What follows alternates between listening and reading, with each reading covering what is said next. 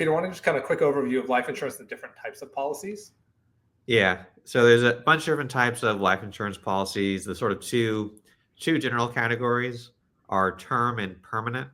So term insurance is like probably what you think of as life insurance, like the most common type of life insurance. It has a discrete term. So, you might get a 20-year policy. And if you're 40, it'll last until you're 60. And then when you're 60, the life insurance policy expires. And that is permanent policies are a little bit different. They're not just policies that last for a term. They're policies that last for usually the rest of your life, or at least as long as you keep the policy in place. Oftentimes, permanent policies also have some kind of investment component involved. And so it's not just a death benefit. It's not just like a $5 million death benefit that you're paying annual premiums for.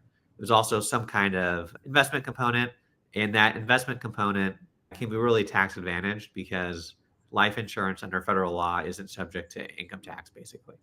So, yeah, and it's a really good call. And I think just also thinking about this use cases is because term is one, it's fixed, and it's also you may or may not get it depending on no one, knock on wood, wants to pass away during the term of their life insurance.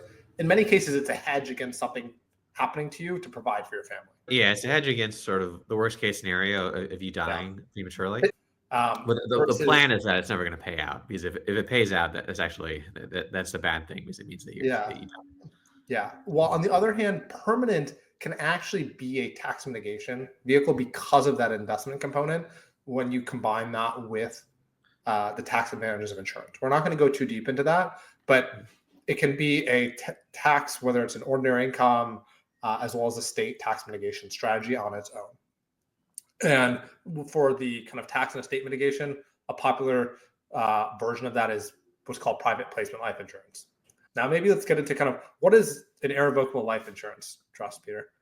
Yeah, so an irrevocable life insurance trust, I mean, actually the name is pretty descriptive. So it's an irrevocable trust that you create in order to hold life insurance. And so it has provisions that are sort of specific to the life insurance statute, part of the estate tax laws that cover life insurance. And the basic idea is that instead of owning a life insurance policy in your name, you can have a life insurance policy that's on your life, but actually owned by an irrevocable life insurance trust. And what that does is it gets the policy and the death benefit out of your estate. So there's no estate tax when you die on the death benefit. If you didn't have a trust, what would happen is, assuming you're subject to estate tax because you're over the exemption amount, which we can get to, without the trust, the entire amount will be subject to estate tax. And the estate tax is 40%, up to 52%, depending on what state you live in.